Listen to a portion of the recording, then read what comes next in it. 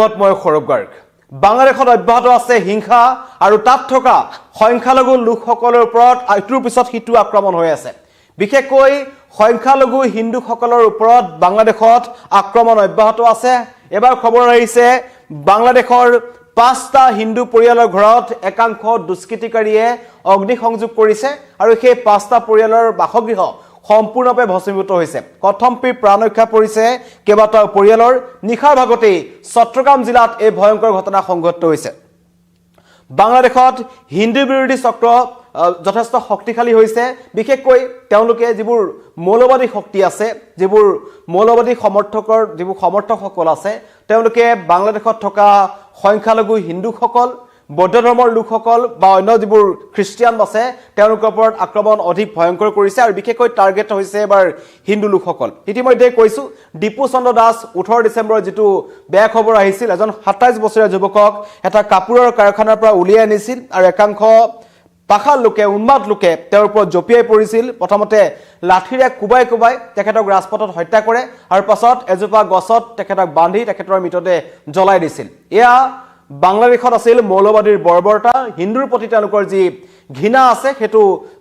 স্পষ্টভাৱে ওলাই পৰিছিল সমগ্ৰ বিশ্বই ধিক্কাৰ দিছিল তাৰ পিছত আহিল উত্তম কুমাৰ বৰ্মন তেখেতক হত্যা কৰা হ'ল আৰু শেষত অমিত মণ্ডল সম্ৰাট নামৰ এজন যুৱকক একাংশ লোকে তেখেতক হানিকুচি হত্যা কৰিলে কিন্তু অমিত মণ্ডল যেটো ঘটনা সংঘটিত হ'ল হেতু সাম্প্ৰদায়িক ঘটনা নহয় বুলি বাংলাদেশ চৰকাৰৰ তৰফৰ পৰা তেওঁলোকে স্পষ্টীকৰণ দিছিল কাৰণ অমিত মণ্ডলৰ বিৰুদ্ধে কেবাটাও অপৰাধজনিত গোচৰ সেই অঞ্চলৰ স্থানীয় আৰক্ষী থানাত ৰুজু হৈ আছিল কিন্তু তথাপিও সেই ঘটনাৰ পাছত বাংলাদেশত পৰিস্থিতি সলনি হোৱা নাই দিশাংক আহি পৰিছে দেখুৱা বিচাৰিছো এয়া বাংলাদেশত এদৰে হিন্দু লোকৰ ঘৰ জ্বলাই দিয়া হৈছে টাৰ্গেট কৰা হৈছে হিন্দু বসতি প্ৰধান অঞ্চলসমূহ য'ত কম সংখ্যক এমুঠি দুমুঠি হিন্দু লোক আছে তেওঁলোকৰ বাসগৃহত নিখাৰ ভাগত এবাৰ চট্টগ্ৰামৰ ঘটনা চট্টগ্ৰামৰ যেটো পিৰোজপুৰ বুলি যেটো অঞ্চল আছে পিৰোজপুৰৰ দুমৰিটিলা গাঁৱত 5টাকৈ হিন্দু পৰিয়ালৰ ঘৰ জ্বলাই দিছে একাংশ দুৰ্বৃত্তই আৰু এই যি দুমৰিটিলা বুলি অঞ্চল আছে বা গাঁওখন আছে সেই অঞ্চলসমূহত কম বেছি পৰিমাণে হিন্দু লোক বসবাস কৰিছিল আৰু তাতেই নিখা শুই থকা অৱস্থাতেই পলাশকান্তি সাহা শিৱ সাহা দীপক সাহা শ্যামলেন্দু সাহা অশোক সাহাৰ ঘৰত দুৰ্বৃত্তই অগ্নিসংযোগ কৰি পলায়ন কৰিছে আৰু জুইত ঘৰত থকা সকলো মূল্যৱান নথিপত্ৰ লগতে যিমান তেওঁলোকৰ নগদ ধন আছিল বা যিমান খা সম্পত্তি আছিল সকলো তেওঁলোকৰ জুইত যা গৈছে আৰু এতিয়ালৈকে জুই সম্পৰ্কিত হোৱা নাই পাছত বহুত পলমকৈ অগ্নি নিৰ্বাপক বাহিনী উপস্থিত হৈছিল কিন্তু তেতিয়ালৈকে বহু পলম হৈছে এদৰে উমি জ্বলি আছিল জুই আৰু সকলো এফালৰ পৰা শেষ কৰি পেলোৱা হৈছে হিন্দু লোকসকলৰ অৱস্থা বাংলাদেশত এয়া কাৰণ তাত মৌলবাদীৰ ভয়ংকৰ উত্থান ঘটিছে হেওতিয়াকৈ বাংলাদেশৰ ভাৰত বিৰোধী স্থিতি আমি দেখিছো আৰু ছাত্ৰ আন্দোলনৰ পৰা আমি দেখি আছিলো যেতিয়া প্ৰায় ছাত্ৰ আন্দোলন হ'ল বা মোহাম্মদ ইউনুছৰ নেতৃত্বত তাত এখন চৰকাৰ গঠন কৰা হ'ল লগতে ছাত্ৰ সমাজ আছিল তেওঁলোকৰ চৰকাৰ অহাৰ পাছতেই ভাৰত বিৰোধী স্থিতি তাত বৃদ্ধি পাবলৈ ধৰিছে অন্য নালাগে ঢাকা বিশ্ববিদ্যালয়ৰ যিখন মূল প্ৰৱেশ দুৱাৰ আছে তাত ভাৰতীয় পতাকা তেওঁলোকে পাৰি তাৰ ওপৰেদি তেওঁলোকে খুচকাহি গুচি গৈছিল আৰু তাৰ পিছৰ প্ৰায় ধাৰাবাহিকভাৱে এতিয়া বিশেষকৈ 16 ডিসেম্বৰৰ পাছত পৰিস্থিতি অধিক ভয়ংকৰ হৈ পৰিছে কাৰণ ফেব্ৰুৱাৰীত বাংলাদেশত সাধাৰণ নিৰ্বাচন আছে সাধাৰণ নিৰ্বাচনৰ সময়ছোৱাৰ আগে তাত ৰাজনৈতিক পথ পৰিৱৰ্তন হৈছে খালেদা জিয়াৰ পুত্ৰতালৈ ঘূৰি আহিছে তাৰিক ৰহমান একাংশ যিবোৰ নেশ্যনেলিষ্ট পাৰ্টি আছে এনপিপি আছে তাৰ পৰা বহু লোকে মৌলবাদী সমৰ্থিত দলত তেওঁলোকে যোগদান কৰিছে তাৰ পৰা এটা কথা স্পষ্ট হৈছে যে বাংলাদেশত এবাৰ যি নিৰ্বাচন হ'ব সেই নিৰ্বাচনৰ আগত যিবোৰ নিৰ্বাচনী হিংসা আমি দেখিবলৈ পাইছো সেইবোৰ অধিক ভয়ংকৰ হৈ গৈ আছে আৰু আটাইতকৈ ক্ষতিগ্ৰস্ত হৈছে তাত থকা সংখ্যালঘু হিন্দু লোকসকল কাৰণ যিজনৰ মৃত্যু হ'ল যিজনক গুলিয়ালে শৰীফ উছমান হাদি অচিনাক্ত দুৰ্বৃত্তৰ গুলিত তেখেতৰ মৃত্যু হৈছিল মানে তেখেতক 16 তাৰিখে গুলিয়াইছিল আৰু অতি সংকটজনক অৱস্থাত তেখেতক প্ৰথমতে ঢাকাৰ চিকিৎসালয়ত ভৰ্তি কৰা হৈছিল আৰু তাৰ পাছত তেখেতক ছিংগাপুৰলৈ লৈ যোৱা হৈছিল আৰু ছিংগাপুৰত তেখেতক যেহেতু মূৰত গুলি লাগিছিল আৰু ছিংগাপুৰত তেখেতৰ মৃত্যু হয় তেখেতৰ মৃত্যুৰ খবৰ পোৱাৰ লগে বাংলাদেশত এক ভয়ংকৰ হিংসাৰ পৰিস্থিতিৰ সৃষ্টি হৈছে আৰু বাংলাদেশে এটা অভিযোগ আনিছে যেটো কূটনৈতিক দিশৰ পৰা যদি চাওঁ যাওঁ ভাৰতৰ বিৰুদ্ধে এটা ডাঙৰ অভিযোগ আনিছে যে শৰীফ উছমান হাদি যিজন ভাৰত বিৰোধী এজন নেতা আছিল তেওঁ ভাৰত বিৰোধী মন্তব্য কৰি আহিছিল উত্তৰ পূৰ্বাঞ্চলখনক লৈ তেওঁ মন্তব্য কৰি আহিছিল অখণ্ড বাংলাদেশৰ কথা তেওঁ কৈ আহিছিল যে তাত যিবোৰ উত্তৰ পূৰ্বাঞ্চলখন আছে যেটো চিকেন নেক আছে যেটো প্ৰসংগ মুখ্যমন্ত্ৰীও কৈছিল যে চিকেন নেকক লৈ বাৰম্বাৰ বাংলাদেশে ভাৰতক ভাবুকি প্ৰদান কৰি আহিছে আৰু তেওঁ তাৰ সমৰ্থক আছিল যে চিকেন নেকক ভাঙি উত্তৰাঞ্চলখনক একাষৰীয়া কৰি ভাৰতৰ পৰা বাংলাদেশৰ লগত তেওঁ সন্নিবিষ্ট কৰিব বিচাৰিছিল যেটো বহু আগৰ পৰা একাংশ মৌলবাদী শক্তিৰ চকু আছিল উত্তৰাঞ্চলৰ ওপৰত আৰু কিহতেকৈ আমি দেখিছিলো সেই সুৰতে সুৰ মিলাইছিল বাংলাদেশৰ তদানীন্তন চৰকাৰৰ যি মুৰব্বী মোহাম্মদ ইউনুছ আৰু তেওঁৰ পাছত শৰীফ উছমান হাদি আছিল তেওঁ ঢাকাৰ ৰাজপথত বিভিন্ন ধৰণৰ ভাৰত বিৰোধী স্লোগান দি গৈছিল আৰু পৰৱৰ্তী সময়ত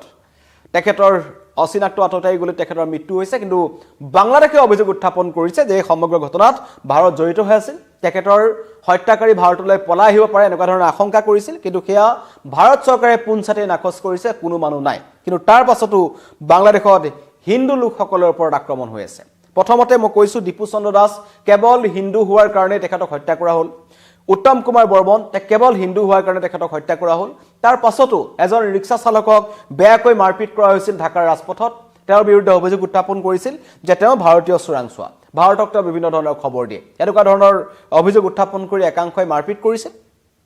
আৰু হিন্দু হলেই ভাৰতৰ সান্নিধ্য থকা বা ভাৰতৰ সৈতে সংস্পৰ্শ আছে বুলি এতিয়া বাংলাদেশত একাংশ মৌলবাদীয়ে ভুৱা অপপ্ৰচাৰ চলাইছে আৰু তাৰ ফল এতিয়া আমি দেখি আছো পাঁচটাকৈ ঘৰত চট্টগ্ৰাম জিলাৰ যি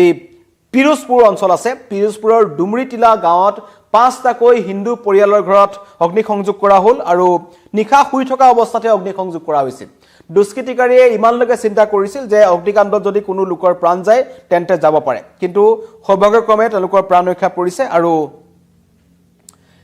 খ্ৰীষ্টিয়ান আৰু যি হিন্দু লোকসকল আছে বৌদ্ধ ধৰ্মৰ লোকসকল আছে তেওঁলোকৰ ওপৰত কিন্তু বাংলাদেশত নিৰ্যাতন আক্ৰমণ চলি গৈ আছে ইয়াৰ আগতো একাংশ ব্যৱসায়িক প্ৰতিষ্ঠানত তেওঁলোকে আক্ৰমণ কৰিছিল ইতিমধ্যে কৈছো যে যিকিটা পৰিয়াল আছে তেওঁলোকৰ নাম হৈছে পলাকান্তি সাহা শিৱ সাহা দীপক সাহা শ্যামলেন্দু সাহা অশোক সাহা তেওঁলোকৰ ঘৰত অগ্নিসংযোগ কৰা হ'ল কোনে অগ্নিসংযোগ কৰিলে কি কাৰণত অগ্নিসংযোগ কৰিলে সেয়া এতিয়ালৈকে পোহৰলৈ অহা নাই আৰু বাংলাদেশৰ যি আৰক্ষী আছে প্ৰশাসন আছে তেওঁলোকৰ ওপৰত আস্থা নাই তাত থকা সংখ্যালঘু লোকসকলৰ কাৰণ ইয়াৰ আগতো আমি দেখিছো যে প্ৰথম যি দীপু চন্দ্ৰ দাস যিজনক হত্যা কৰা হ'ল তেখেতক আৰক্ষীৰ বেহুৰ মাজৰ পৰা সুচৰাই অনা হৈছিল আৰক্ষীয়ে যদি বিচাৰিলেহেঁতেন বাংলাদেশ আৰক্ষীয়ে যদি সৎ ইচ্ছা থাকিলেহেঁতেন তেন্তে দীপক চন্দ্ৰ দাসৰ জীৱন ৰক্ষা কৰিব পাৰিলেহেঁতেন কিন্তু সকলো একেলগে মিলি ভাগি আছে এনেকুৱা ধৰণৰ অভিযোগ উত্থাপন হৈছে আৰু তেখেতক আৰক্ষীৰ সন্মুখতেই নিখংভাৱে হত্যা কৰা হ'ল উত্তম কুমাৰ বৰ্মন অমিত মণ্ডলৰ কথাও একেই অমিত মণ্ডলৰ কথাটো তেওঁলোকে কৈছে যে অমিত মণ্ডলক কোনো সাম্প্ৰদায়িক হিংসা নহয় এইটো এটা তেখেতে দীৰ্ঘদিন ধৰি সেই অঞ্চলত ধন দাবী কৰি আহিছিল আৰু ৰাইজৰ ৰুখত পৰি তেখেতৰ মৃত্যু হৈছে একাধিক অপৰাধজনিত গোচৰত এজন অমিত মণ্ডল আছিল কিন্তু সেই স্পষ্টীকৰণ দিয়াৰ পিছত এতিয়া বাংলাদেশ চৰকাৰে কি স্পষ্টীকৰণ দিব সেয়া লক্ষণীয় হ'ব কাৰণ এতিয়া পুনৰ হিন্দু লোকৰ ঘৰ জ্বলাই দিয়া হৈছে হিন্দু লোকৰ ওপৰত আক্ৰমণ হৈছে বাংলাদেশত আৰু অতি কম সংখ্যক লোক তাত আছে 7.19% জনসংখ্যা বাংলাদেশৰ হিন্দু লোক আছে লগতে বৌদ্ধ ধৰ্মৰ লোকসকল আছে কিন্তু তেওঁলোকৰ ওপৰত এই আক্ৰমণ কেনেকৈ ৰোধ কৰিব কাৰণ ইতিমধ্যেই ৰাষ্ট্ৰসংঘৰ ফালৰ পৰা সমগ্ৰ ঘটনাটোক লৈ তেওঁলোকে উদ্বেগ প্ৰকাশ কৰিছে যে মানৱীয়তাৰ খাতিৰত কাৰণ তেওঁলোক বাংলাদেশৰ নাগৰিক তেওঁ জন্মগতভাৱে তেওঁলোক বাংলাদেশৰ নাগৰিক কিন্তু কেৱল হিন্দু হোৱাৰ কাৰণেই তেওঁলোকৰ ওপৰত একাংশ মৌলবাদী আক্ৰমণ কৰিছে কাৰণ শেহতীয়াকৈ বাংলাদেশত মৌলবাদীৰ উত্থান হৈছে আমি দেখি আছিলো শেখ হাসিনাৰ চৰকাৰ যেতিয়া আছিল ভাৰতৰ সৈতে তেওঁলোকৰ এটা খুব ভাল সম্পৰ্ক আছিল বন্ধুত্বমূলক সম্পৰ্ক আছিল আদান প্ৰদান হৈছিল বাণিজ্যিক লেনদেন আছিল কিন্তু যেতিয়াৰ প্ৰায় ছাত্ৰ আন্দোলন হ'ল মোহাম্মদ ইউনুছে চৰকাৰ গঠন কৰিলে তেওঁ লাহেকৈ কিন্তু পাকিস্তানৰ সৈতে তেওঁ হাত মিলালে চীনৰ সৈতে তেওঁ হাত মিলালে আৰু শেহতীয়াকৈ এক প্ৰকাৰ স্পষ্টভাৱে তেওঁ দেখুৱাই দিছে যে ভাৰত বিৰোধী স্থিতিত তেওঁলোক থাকিব বিচাৰে ভাৰত তেওঁলোকৰ শত্ৰু বা তেওঁলোক ভাৰতৰ শত্ৰু এই কথা স্পষ্ট হ'ল আৰু শেহতীয়াকৈ তাত থকা হিন্দু লোকসকলৰ ওপৰত যি আক্ৰমণ চলিছে তাক লৈ সমগ্ৰ আমাৰ ভাৰততো এটা প্ৰতিবাদ হৈ আছে ইতিমধ্যে বজৰং দল বিশ্ব হিন্দু পৰিষদ আৰএছএছৰ তৰফৰ পৰা এটা প্ৰতিক্ৰিয়া আহিছিল তেওঁলোকে কৈছিল যে বাংলাদেশত থকা হিন্দুসকলৰ নিৰাপত্তা সুনিশ্চিত কৰিব লাগে আৰু বজৰং দল সময়তে এতিয়ালৈকে কৈছিল যদিহে প্ৰয়োজন হয় ভাৰতে তাত হস্তক্ষেপ কৰিব লাগে কিন্তু আমাৰ শিৱসাগৰ কেন্দ্ৰীয় গৃহ ৰাজ্য মন্ত্ৰী আমাৰ তেওঁ মন্তব্য কৰিলে পবিত্ৰ মাৰ্ঘেৰিটাই তেওঁ কৈছিল যে বাংলাদেশৰ খুব ভিতৰুৱা কথাত ভাৰত সোমাব নিবিচাৰে খুব ভিতৰুৱা কথাত তেওঁলোক সোমাব নিবিচাৰে আৰু আশা কৰা হ'ব যে অতি শীঘ্ৰেই বাংলাদেশৰ এটা শান্তিৰ পৰিস্থিতি ঘূৰি আহে কিন্তু তাৰ কোনো আশা দেখা নাই কাৰণ বাংলাদেশত হিন্দু পৰিয়ালৰ ওপৰত আক্ৰমণ চলি আছে হিন্দু লোকসকল টাৰ্গেট হৈ আছে আৱামী লীগৰ লোকসকলক মাৰপিট কৰি থকা হৈছে সংখ্যালঘু লোকসকলক তেওঁলোকে টাৰ্গেট কৰি লৈছে আৰু সেইকাৰণে এতিয়া হিন্দু লোকসকল বাহিৰলৈ ওলাবলৈ ভয় কৰিছে তেওঁলোকৰ ব্যৱসায়িক প্ৰতিষ্ঠানসমূহত মুকলিকৈ লুণ্ঠন চলিছে লুটপাট চলিছে আৰু মন গ'লেই একাংশই অগ্নিসংযোগ কৰিছে সকলো হৈছে মৌলবাদীৰ সমৰ্থক বাংলাদেশত থকা মৌলবাদী লোকসকলে এই ভয়ংকৰ ঘটনাবোৰ সংঘটিত কৰি আহিছে পুনৰবাৰ জনাইছো পুনৰ বাংলাদেশত হিংসা কাৰণ নিৰ্বাচনৰ আগে আগে ৰাজনৈতিক হিংসা হয় কিন্তু ৰাজনৈতিক পথ পৰিৱৰ্তনো হৈ আছে বাংলাদেশ এবাৰ জ্বলিব কিন্তু জ্বলাৰ ক্ষেত্ৰত তেওঁলোকে যেনেকুৱা ধৰণৰ টাৰ্গেট কৰি আছে হিন্দু লোকসকলক যিসকলৰ কোনো ভূমিকাই নাই আছে বাংলাদেশৰ এই ক্ষেত্ৰত এতিয়া বৰ্তমানৰ পৰিস্থিতিক লৈ ছাত্ৰ আন্দোলনৰ ক্ষেত্ৰতো তেওঁলোকৰ বিশেষ ভূমিকা নাই তেওঁলোকক তাত খুব ভালকৈ ব্যৱহাৰ কৰা নহল ছাত্ৰ আন্দোলনৰ পাছৰ ক্ষেত্ৰত যদি চাবলৈ যাওঁ আগষ্ট মাহৰ পাছত আটাইতকৈ বেয়া অৱস্থা বাংলাদেশত থকা হিন্দু লোকসকলৰ ইস্কন মন্দিৰৰ পূজাৰীসকলক জেললৈ নিক্ষেপ কৰা হ'ল তেওঁলোকৰ ওপৰত দেশদ্ৰোহৰ গোচৰ জাপি দিয়া হ'ল হিন্দু হলেই মাৰপিট কৰা হ'ল ইছলামৰ বিৰোধী বুলি কৈ তেওঁলোকক ৰাজপথত মাৰপিট কৰা হ'ল আৰু এতিয়াও সেই আক্ৰমণ নিৰ্যাতন অগ্নিসংযোগ সকলো চলি আছে কিন্তু বাংলাদেশ চৰকাৰ হাত সাবতি বহি আছে সকলোৱে ধিক্কাৰ দিছে মহম্মদ ইউনুছৰ চৰকাৰখনক আৰু সকলোৰে এটাই দাবী যে বাংলাদেশত থকা সংখ্যালঘু লোকসকলৰ হিন্দু লোকসকলৰ বৌদ্ধ ধৰ্মৰ লোকসকলৰ খ্ৰীষ্টান লোকসকলৰ জীৱনৰ নিৰাপত্তা সুনিশ্চিত কৰক ধন্যবাদ